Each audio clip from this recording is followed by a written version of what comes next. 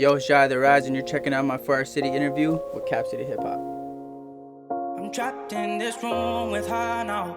I'm going for that poison. Stop me if you can. Come save me if you can. Can't stand the space between. So I've been here my whole life. I was born and raised here in Ottawa. Drifted out, went abroad, but always came back home. I grew up in Little Italy around Chinatown for most of my childhood. I was living around Meadowlands before that.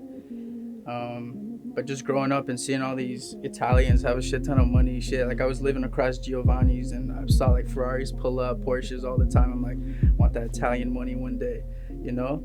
I guess that inspired me. But I grew up in a really like strict, disciplined household. My mom really held it down. She was really my anchor, my support growing up. And ever since I was a grown up, I'm trying to, find a way to repay her for everything she did. Oh girl, tell me what I didn't do for you, I'll never know. I didn't come from a musical background. Like my family, my parents, my relatives don't really do music. But I remember in grade 4,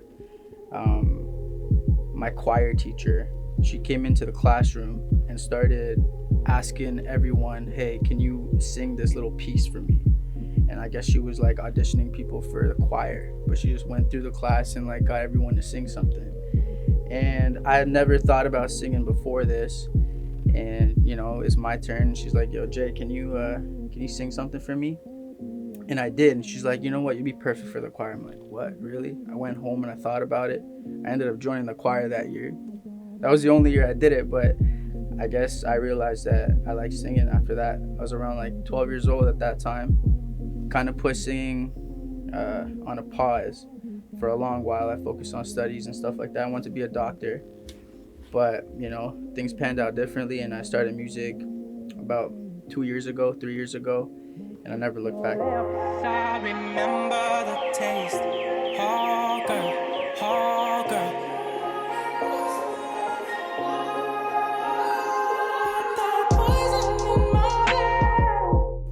So that project was a really near and dear project to me. It was the first project that I put out. It was inspired by some shit I was going through a few years back, and there was a relationship that really inspired that. And my boy, Vegas, who's also my producer, he's like, bro, you need to put this in writing. You need to, you need for people to hear this.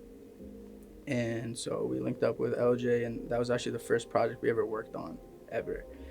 And Poison is probably the most special track I've ever made till date.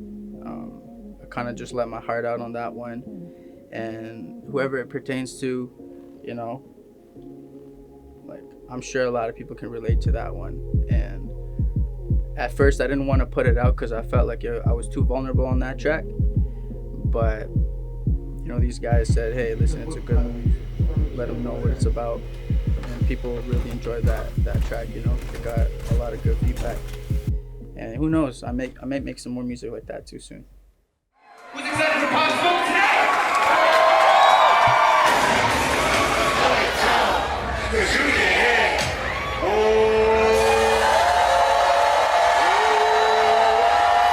Hold on, JP. I mean, having the opportunity to do that show was incredible. It was just a few weeks before his passing, so incredibly honored to do that. Me and the rest of the SNS team, we went down to Connecticut. It was definitely a vibe. It was a fire show. The crowd was incredible, and yeah, we had a crazy time.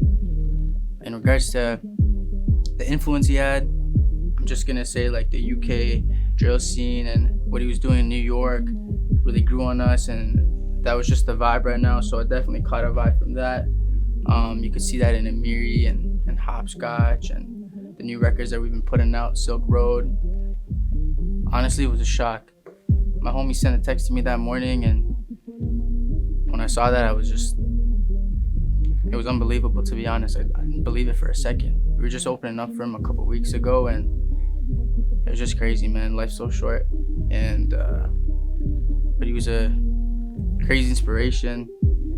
I'm glad we got a couple words that we did, and he said, "Yeah, when I pull up to Toronto, it's gonna be a shutdown," and you know, it's just sad. It's just sad, honestly. I just wanna get an Audemars, put a couple diamonds in my wrist. We done came up out the mud, remember back when I couldn't pay the rent. And my diamonds dancing like they hopscotch, all I ever wanna do is flex. We done did it by ourselves, now we fucking up a Berete and I connected through a mutual friend, Vegas, and it was super organic. We invited him to the studio at Audio Valley.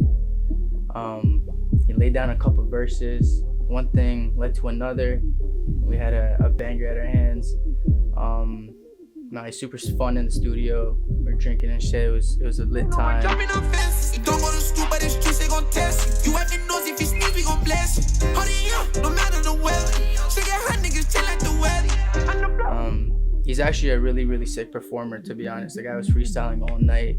We went back and forth a couple times, and yeah, man, it was a sweet time. LJ queued in a couple times. He, you know, the production and stuff like that. Will Moreno's on the beat, super hot out of the city, and yeah, man, we're doing it for the culture, right? It's sick. Your mind blown, different city, different time zone. This shit ain't new to me. You choose to be. You're drowning in blood, I'm swimming with sharks. Bitch, what you gonna do to me? I'ma sing you a eulogy. Honestly, it was inspired by the UK and New York drill vibe that was going on. Just felt a vibe that night. Came through the studio, freestyled that thing with LJ, and honestly, it turned out great. Now, for like the meaning of the song, honestly, that was just the name of the beat. Call it Miri. Chris Rich killed that shit. Did a great job on the production. But yeah, it's over 400 racks on YouTube right now, so people are loving it. People are feeling it. It was right after Hopscotch, which was on Grime Daily. I guess, you know, the UK fans are loving that kind of stuff. So, got more for you guys. Whip it up like a Fredo. Making real money, so I stay low. But I good money in that Fago. I got some demons, I close my eyes when I be speeding. 417 and I'm swerving, I'm leaning. I call the plug cause I gotta go real.